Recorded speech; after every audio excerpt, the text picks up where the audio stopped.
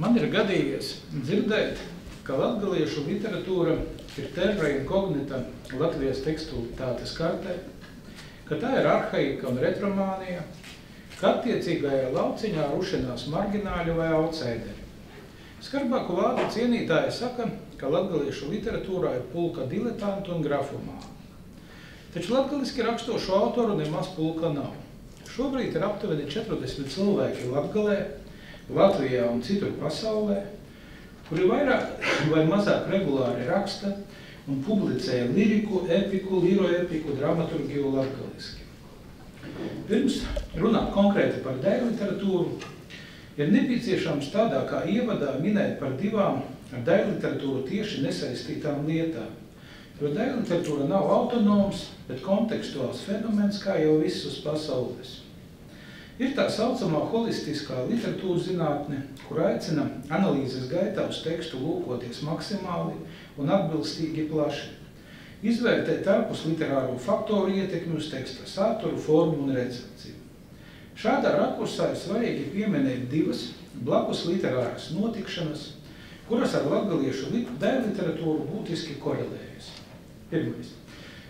Latgaliskuma dzinējspēka šajā tūkstošgadē ir dziesmas, sākot no etnogrāfiskiem ansambļiem un beidzot ar repu un trešu metālu. Ne citi mākslas veidi, ne plašsaziņas līdzekļi, ne politika un nevalstisku organizāciju aktivitātes nozīmīguma un multiplikatoriskuma ziņā latgaliešu dziesmām nepietuvojas. Atjaunotā Latvijā latgaliskuma kulminācija bija 2005.–2007. gads, kad triumfēja Borova MC mūziki ar dziesmu Skaistokajiem meitenēm, tā plūca Lauris 6. gadā, Radio SVH, Radio 2 populārākā dziesma, 3 Latvijas mūzikas ierakstu gada balvas un tā tālāk. Šķita šie viņu panākumi, kopvalstiska atzinība, rosinās vispārējo latgaliskās kultūras aktivizēšanos, dēļu literatūra, kīno, medija, augstskola dzīve, akademiskā pētniecība, UCE. Taču latgaliskuma intensitāte vēlāk nevis pieauga, bet tieši otrādi lēnītēm noplaka. Un otrs. 2007. gada 28. septembrī Valsts valodas centra Latviešu valodas ekspertu komisijas latgaliešu ortogrāfijas apakškomisija pieņēma un publisko lēmumu par latgaliešu rakstības noteikumiem, kura 1. pantā apstiprināja un ieteica vispārējai lietošanai kodificētas latgaliešu rakstu valodas normas latgaliešu rakstības noteikumiem. Šīs apakškomisijas izveida un darbs lielā mērā izrietēja no agrāk notikuša parlamentāra lēmuma. Pēc daudziem dažādu aizliegumu gadiem latgaliešu rakstu valoda kopš 2001. gada 1. septembra ir aizsargāta ar likumu. Latvijas Republikas valsts valodu likuma 3. panta 4. apakšpunktā. Teikts, valsts nodrošina latgaliešu rakstu valodas kā vēsturiskā latviešu valodas paveida saglabāšanu, aizsardzību un attīstību. Jāsaka, ka šī ortogrāfija ir bijusi 5. pēc skaita un pirmā gramatika latgaliski ar ortogrāfiju un noteikumiem ir publicēta 1850. gadā. Daži tās ortogrāfijas noteikumi ir pat progresīvāki nekā vēlāk esošās, tāpat kā es sāku domāt, arī Kristofera Fīrekera ortogrāfija bija progresīvāka nekā nākošās. Tālāk jau par pašiem tekstiem šeit grāmatā. Metode ir panorāmējums, proti ar atsevišķajām ilustrācijām un orientēriem ieskurcēt literāru ainavu. Metode ir gana subjektīva, nav orientēta uz visu aptveršanu un hierarhisku. Pieturēšos pie 15., 16., 17. gada.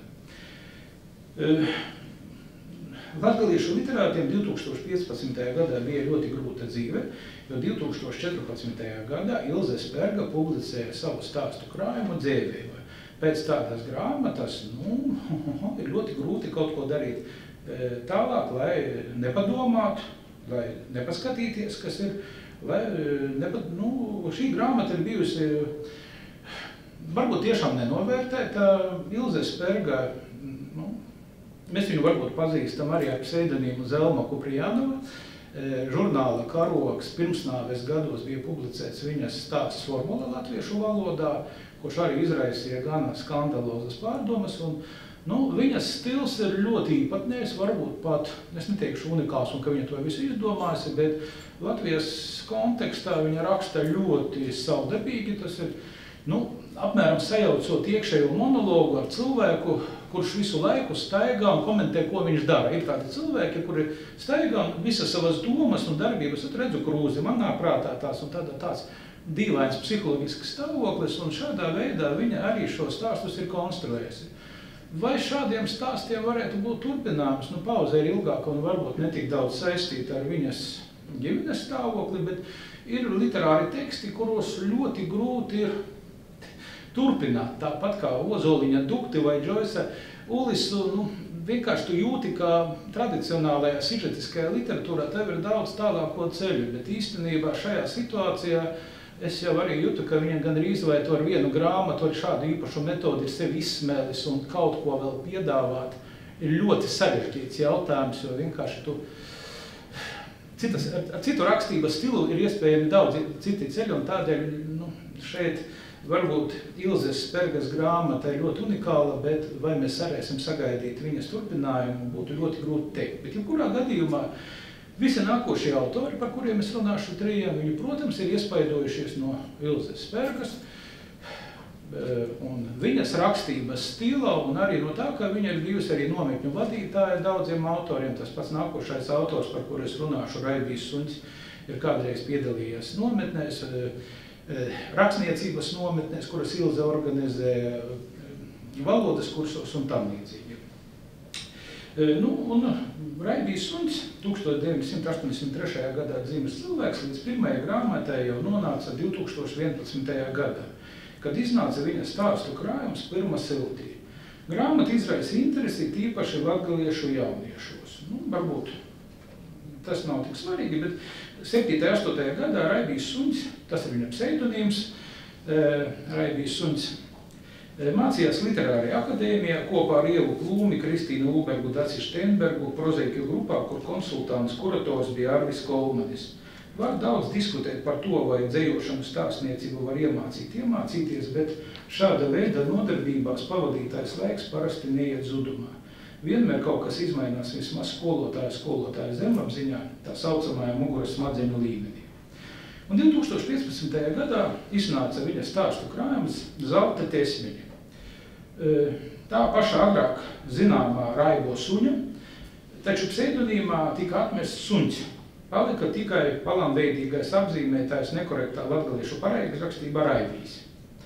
Jāņa Pliekšāna pseidonīms Rainis lietuviski un augžamnieku dienvidu izlūksnēs nozīmē Raibais. Tādēļ Oskars Orlovs, tas ir viņa īstais vārds uzvars, tagad jokojas, ka viņš ir Raina latgaliskā reinkarnācija. Nākotnē pseidonīms varētu vēl saīsināties, un Raibijs var palikt tikai viena zilbe, kāda burkopa, tad līdzskanis, un viņš kā Češīras runcis izzūt, un tad viņš beidz arī savu literāro darbību. Kādēļ stāstu tādēļ, ka viņš ir multimākslinieks, un viņš saka, ka viņš visu dzīvi konstruē kā mākslas darbu. Jebkura darbība viņam ir mākslas darbs. Lai varbūt par viņa personību vairāk uzzināt, 2015. gads ir bijis gana unikāls šī cilvēka dzīvē, jo 15. gada aprīlī iznāca viņa producēta un režisēta dokumentālā filma.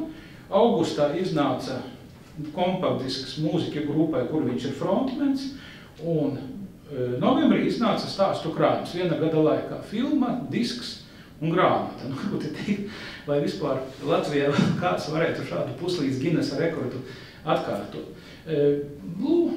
Bez tam viņš nodarbojas ar zīmēšanu, muzicēšanu, filmēšanu, scenāriju rakstīšanu, pat nevar visu iztēloties, ko viņš dara, un laikam mēs varētu apzīmēt viņu par multimākslinieku. Un arī dzīvi viņš jebkuru darbību uztver par mākslas darbu, pat piemēram minerālūteņu dzeršanu. Viņš saka, tā ir mana māksla, un es konstruēju visu dzīvi kā mākslas darbu. Tāda varbūt mūžīgā permanentā performance.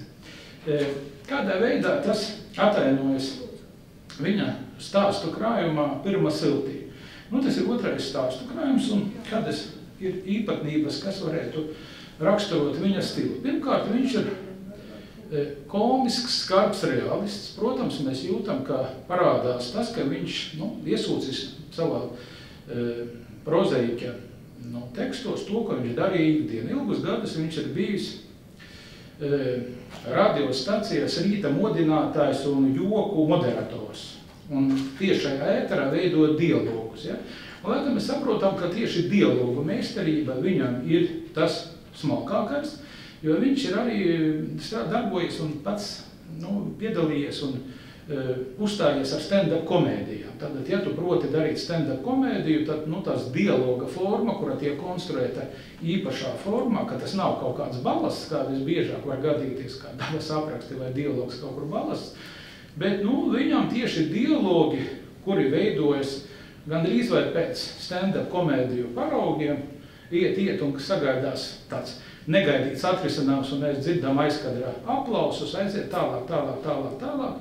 Un, ja runā par viņa ietekmēm, lai cik tas būtu paradoxāli, latgaliešu autori visbiežāk varbūt ne latgaliešus, bet ne latgaliešus izvēlas kā savu stila paraugu. Viņš min Čārlzu Bukovski, kurš arī ir izcils dialogu meistars. Mums var patikt viņa estētika, poētika, bet dialogu konstruēšana tajos darbos, kas ir tulkoti latviešu valodā, viņš lasa angļu valodā, pastu Bukovski viņš lasīs angliski, un tāda tas ir ietekmē, kā mēs redzam, globalizācija atnāk, jo bieži vien nav lineāra saikne starp skolu un it kā mums pašsaprotamu tradīciju. Mūsdienu pasaulē ietekmes var būt ļoti neparastas un tikai kaut kādā intervijā, tad cilvēki šito lietu var arī publiskot. Stāstos, tātad tur ir 5 stāsti, Boltīna tēri, cirks, Slavkavība Aglūnā, Tostu izdzinies un demo. Pievienoto vērtību grāmatas mēģināšu ļoti ātri tagad saprotu. Pievienoto vērtību grāmatai dot Vordiniece, kas atrodas grāmatas beigās. Tad viņš arī skaidro.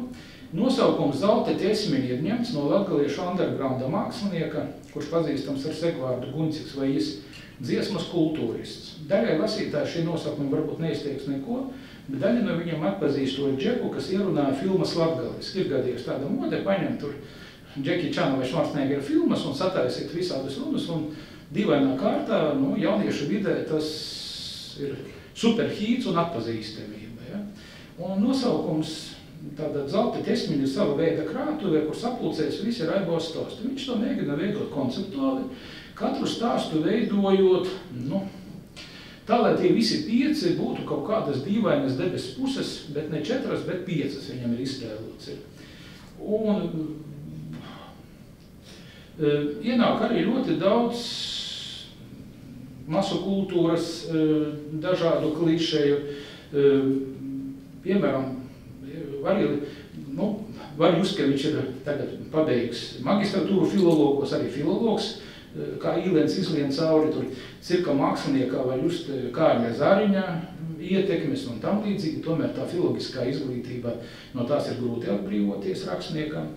Un kas varētu būt no šā stāsta, ka viņš mēģina arī darboties tādā neparastā detektīvu vai krimināla stāsta žanrā, un šeit varbūt vislabākais stāsts varētu būt Slavkavība Aglūnā. Līdzīgs stāstam kubatūra, ko viņš ir definējis kā posaka pieaugušajiem un piedāvā ekscentriskus varoņus. Vispār viņam visi varoņi ir lieli ekscentriki. Ja? Tātad, apmēram kā Bukovski viņa varoņi vai prostitūtes, zagļi, narkomāni, dzērāji, dīgdieņi un tam līdzīgi. Tātad spriežot tādi, bet neteiksim, ka dzīves pabērni, bet viņi tādi ļoti labestīgi īstenībā šie cilvēki. Un šajā stāstā par Aglūnām viņš interesi apspēlē tādu tematu, kā mākslīgais intelekts, jo arī paskatoties uz literāro procesu kopumā, ka arī šobrīd jau ir mākslīgais intelekts, kas atcer, veido tekstus kvazizinātniskus, šobrīd jau veido dzējoļus, mākslīgais intelekts. Un pirmais, ko visvieglāk mākslīgām intelektam ir veidot nākotnē, tie ir detektīvi. Jo detektīvs, tāds viņam tur gana klišejiski, var ļoti viegli sataisīt algoritmu, un īstenībā, Agatas Kristi vietā šobrīd to varētu darīt mākslīgais intelekts un ļoti veiksmīgi, jo tur vienkārši ļoti labu mākslīgam intelektam sataisīt algoritmu. Un tad šajā stāstā Slavkavība Aglūnā viņš mēģina to stāstu konstruēt tā, lai neviens mākslīgais intelekts to nevarētu izplānoties tos dīvainos pagriezienus. Ka galvenais detektīvs ir vispār, viņš pat nesaprot, ka viņš ir detektīvs, tad ir notikums, kuru tu pats it kā neatklāji, un beigās tas ir Skype atklāšana, un tad ir tā visa konstruēšana apmēram veidota, lai nākotnē varētu konkurēt ar mākslīgo intelektu, un viņš savu nišu saglabātu. rakstu. Tas ir par Raivo Suļu. Nu, šobrīd viņš ir saņēmis stipendiju dzējoļu krājuma lasīšanai, viņam ir luka paredzēta, tādēļ cilvēks, kurš laikam ir izmēģinājis un izmēģinās visus mākslas iespējamos veidus. Par otru autoru es gribētu runāt par Anitu Milēku. Es piekritīšu Ivetai Ratinīkai par to, ka viņas tā bilingvāli veidotajā dzējoļu krājumā latviskie dzējoļi nav tik efektīgi vai vērtīgi kā latviskie, kā var nepiekrist. Mēs vienu skolu pabeidzam un mums mācīja viena latviešu valodas un literatūras skolotāja Ivetu. Un tad, lūk, Anitas Milēkas dzējas grāmata Mūžīgā nepārtikusī stirna. Mūžīgā nepārtikusī stirna 2015. gads. Nu, arī pats nosaukums jau ir gana sarežģīts, ar mazajiem burtiem bez komatiem, un no gramatikas viedokļa tur ir tā gana labi var pafantazēt un iztēloties, jau ar nosaukumu var apstāties. Man ir vesela puslapa, es nelasīšu gramatiskus stāstus, kas ir īpašības vārdu funkcijas. Sieviešu dzimte un vienskaidrs ar nenoteikto galotni, bet šī daudznozīmība, kas jau parādās pašā sākumā, laikam raksturo arī Anitas Milēkas stilu. Viņu var salīdzināt ar, varbūt jau piemirstu, bet savu laiku meteorisku tādu posmu ieguvušo dzejnieci Jo. Ja kāds varbūt atcerās, Jolanta Silanže, arī no Maltas, tikai ne no Vidusjūras, bet Latgales ir. Un viņas dzējoļu krājums Manas mīļās vārds. Viņa to kā reiz izdeva, kad Daugaplī mācījās, diemžēl laikam tas ir viņas pirmais un pēdējais dzējoļu krājums, bet ja mēs salīdzinām Jolantas Silanžes poētiku un rakstības manieri, tā ir ļoti tuva Anitai Milēkai. Pie tam viņa ir publicējusi arī latgaliskos tekstus ar mistifikāciju. Viņa ir publicējusi ar vīrieša pseidonīmu, rakstot par vīrieti, kurš ir viņā samīlējies. Ir mīlestības dzējoļi, rakstot no viena vīrieša, publicējot, kā varētu būt, ka tas vīrietis raksta man mīles dzējoļus. Un tad pagaidām to neviens vēl nav zina, bet tādas dažādas viņa nodarbojasies ar literārām spēlēm vai mistifikācijām. Un ja mēs paņemam Jo 1897. gadā publicētos dzējoļus latgaliski un salīdzinām ar Anitu Milēku, es nedomāju, ka viņa varbūt būtu lasījusi, bieži vien tas sakarības rodas tikai mūsu prātā un erudīcijā, protams, to varētu uzzināt arī no viņas pašas, bet saistības ir ļoti interesantas, un kas šeit ir tāda īstenībā trauslums. Autori izdzīvo savu, kas varētu būt tas, kas kopīgi? Autori izdzīvo savu nākotni vairākos variantos, visus tos uzskatot par dzējoļu tiesībiem. Nemaz nestreso par to, ka šie varianti ir atšķirīgi. Variācijas nestrīdas viena ar otru, tās arī neglēmo viena otrai. Cik nenoteikta un aptuvēna, šķidrautaina un sensitīva ir viņas dzeja, tikpat līdzīga drīkst būt laikam arī analīze. Ja mēs paspriežam šīs impresijas, laikam tas graciozums, nenoteiktība, smalkais sievišķums, trauslums, liekas pieskarsies izlasīt šo dzēju un kā stiklas sabruks, ir tāda viņas vizīte kartīte, kaut gan, tas, ka viņa saliek kopā latvisko latgalisko, arī Anna Rancane tā ir mēģinājusi darīt, un šis paņēmiens īsti nav attaisnojies, jo tad nav piederības nevienai ne otrai, un mēģinājums attaisīt 2 vienā vai 3 vienā, visbiežāk, nerealizējas kā masu lasītājs šķietot. Visbiežāk neviens to neuztver kā piederīgu vai sev nepieciešamu. Un es ļoti jūtu, ka es jau saku.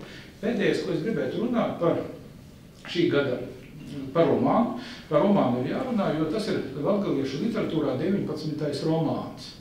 Ja mēs skaitām iesāktos, presē publicētos un grāmatās publicētos, sākot no pagājušā gadsimta 20. un 30. Tas ir Aizlaustais spaids, romāns par Franci Kempu, biogrāfisks, vēsturisks, bet konstruēts ļoti saudabīgā manierē, jo paši autori vien ir pelnījuši, ka par viņiem runāt. Īstenībā tas ir lingvistisks romāns. Abi cilvēki ir valodnieki, katrs zina pa 7-8 valodām. Strādājuši korektori, redaktori, latgaliešu rakstu valodas kursu pasniedzēji. Un ar ko šis darbs ir interesants? Interesants ar to, ka tas ir Franča Kempa dzīves atspīdinojumi. Ka šis darbs stāsta par Franci Kempu, gana leģendāru, tādu pat kulta figūru latgaliešu kultūra vēsturē. Un šajā grāmatā viņa mēģina stilizēt tā laika auru un tā laika atmosfēru. Un viņi to dara nevis ar kaut kādu vienu elementu, kas var sanākt, piemēram, ar mīkstinātu R vai CH, vai ar kaut kādiem, piemēram, vecvārdiem vai leksikas līmenī, bet viņi to dara totāli. Ko nozīmē darīt totāli? Viņi pilnīgi spēja nostilizēt 100 gadu vecu stilu. Tātad to, ko neviens laikam pasaulē nevar izdarīt, un es domāju, ka viņi to spēja arī runāt. Kā tā var samācīties? Laikam tas ir iespējams to izdarīt, bet šeit viņi tātad gan leksika, gan fonētika, locīme, sintakse, teikumu konstrukcijas, tātad visa tā situācija ir absolūti totāla, un tu iejūties, romānā, ka tas viss notiek tiešām pirms 100 gadiem. Lielākā daļa latgaliešu romānu neizlasīs, kaut vai tādēļ vienkārši, ka ir psiholoģiski ļoti dīvaini lasīt tekstu, kuru tu neproti un nekad neesi rakstījis. Tātad iedomājieties psiholoģiski, tu lasi tekstu, bet tu nekad neproti rakstīt, tu nekad neesi rakstījis tajā valodā. Un tādēļ tā jau psiholoģiski viena dīvaina situācija lasīt šādu neparastu grāmatu. Kas ir šajā darbā? Ja man laiks atļaus, mēģināšu citēt maziņu situāciju. Viņi vēl zina ne tikai ortogrāfiju, bet ortoēpiju, latviešu valodas iespaidā. Es to esmu pazaudējis, jo arī ortoēpija ir tas, ko nāk klāt arī ortogrāfija. Piemēram, visi mīkstinātie līdzskaņi, kurus es arī neprotu izrunāt tur, kur to vajag darīt. Marcē paļķis pa ēstam bija kā radēts, saulīgi zaļo krosa, izcēļējos bildu, odas gaišumu nīvu. Jadviga dāleņi, ko tāda nabija gaidējusi, itaidu bezkaunību. Te Jadviga atgodova, ka dažas maris prīšā gojējis raudzējušas caur Stefanu tikai kunga kortā. Vīnā ir laipnieku, citā varežēšanu. Ja mēs paņemam salīdzinājumam laikrakstu Driva vai kaut kādas pirms 100 gadiem vecas iznākušas avīzes, apmēram liekas, ka šī autori ir dzīvojuši šai liekā. Ne par velti, to var salīdzināt ar Uldi Bērziņu, un arī Jons Rūčāns ar Uldi Bērziņu pamudinājusi vienu dzējoli par Čivašu uzrakstīt latgaliski, un viņiem kā lingvistiskās literatūras faniem ir kopīgas intereses, bet bez lingvistiskās dominantes, kas ir vienkārši pārsteidzoša un neparasta, ja mēs vērtējam arī šādu te nepieciešamību dēļ literatūra, ir arī interesants saturs, kā viņi konstruē šo biogrāfiski vēsturisko romānu īstenībā par gana skandalozu, citi pat teikt odiozu figūru. Viņi to dara, izvairoties no divām lietām. Pirmkārt, viņi rada noskaņu. Pirmais, ko darīt noskaņu ar valodu, un tu lēnām jūti, ka tu ieslīsti, ka akacis šajā valodā. Un pirmajā brīdī tev liekas šausmīgi sarežģīti, grūti 7. lapusē jau vieglāk, bet 12. tu gribi dzīvot tajā valodas stihijā. Notikumi ir ļoti maz. Notikumi ir taisīti kā ornaments, kā mežģīnes, un visur ir tādas reminiscences, mājieni, noklusējumi. Pauzēm ir ļoti daudz šeit nozīmes. Un otrs, ko viņi speciāli ir atteikušies, ko šeit ir nedarījuši. Pirmkārt, ir tā tradicionāli izveidojies, ka marķējuma matricas, kuru mērķis ir kādu personāžu vai personāžu grupu morāli diskreditēt. To parasti konstruē uzvarētāji par zaudētājiem, zaudētāji par uzvarētājiem, savie par svešajiem, progresīvie par retrogrādiem un tā tālāk. Un ņemot publicistikā un citos darbos arī klīdzējis par šo tematiku rakstījis, vienmēr gribās tā vienu uz baltēju sataisīt otrus melnēs un izmantot marķēšanu, ka parasti ir kā. Tātad, ja ir mīnus skaļi un nepieklājīgi, netīri un noskranduši, ja redz sievietes uzreiz domā par izvarošanu, ja neredz tad par alkoholu, atklāti vai latenti sadisti, bez līdzcietības, melīgi un nodevīgi, fiziski iespaido bērnu, sievietes un sirmgalvis, pērkami un gļēvi, ja ir iespēja laupē un moradierē, lamājas, noniecina kultūru. Tad praktiski arī, ja mēs lasām līdzīgu situāciju, tad parasti arī vienā stāstā par ķempavi izlien no vilciena, visi piedzērušies, iziet un redzams, viņi tādi visi savādi. Un otrā puse, kā parasti mēģina konstruēt Uzvarētāji, kurus tīri sakoti, kulturāli, izpalīdzīgi un gatavi upurēties, varmākām pretī stājas ar dzējoju dziesmu, līdzietīgi pret uzvarēto ienaidnieku, izglītoti un kulturāli, ja kurā situācijā aizstāvēs bērnus, sievietes un simbolus, mazsvarīgs ir materiālais, individuālais, cēli un neuzpērkami. Ja mēs paņemam līdzīgi no Roberta Lūisa Stevensona, varbūt es domāju tāds Eiropas romantisma klišejs, šeit tā vispār nav, nekā nav. Mēs paši jūtam, un tātad, ja mēs saliekam novienādojam, mēs to redzam pēc kaut kādiem dziļākiem, netik, varbūt vienkāršotiem atribūtiem. Es domāju, ka latviešu un vispār vēsturiskai literatūrā tas tāds ļoti smalks, mežģīnots darbiņš, kurš prasa lielu domāšanu pirmkārt. Otrkārt, izlasot šai grāmatai ir nepieciešama milzīga papildu literatūra, jo lasot tev gandrīz vai gribās visu laiku kaut ko Wikipēdijā lasīt, skatīties un saprast, kādēļ tas tā notiekas. Ir arī tādi viltus māņus gājieni, zinot lasītāja gaidas un kādas ir parasti sižeta konstruēšanas paņēmieni, tevi ar tavu lasīšanas pieredze virza un hopš, tu redzi, ka tur tā nav. Tur pierakstīts aptiek, ka tur ir baseins. Ja? Tātad apmēram šādas te paņēmieni. Un es domāju, ka šāda veida literatūra, un lai noslēgumā, es atvainojos jau, viss un pēdējais ir par kaut kādiem filozofiskiem vispārinājumiem. Protams, ka ir filozofisks jautājums, kādēļ vispār tas ir jādara. Kādēļ vispār ir jāraksta latgaliski un grāmatas ir jāpublicē. Es pats nezinu šo atbildi, varbūt arī grūti atbildēt. Kaut gan man viens iedzīvotājs no Losandželosas arī jautāja, kādēļ latviešiem jāraksta grāmatas latviski. Arī tāda bijusi situācija. Kāda varētu būt atbildi uz šo jautājumu, tas laikam ir. Paldies par uzmanību.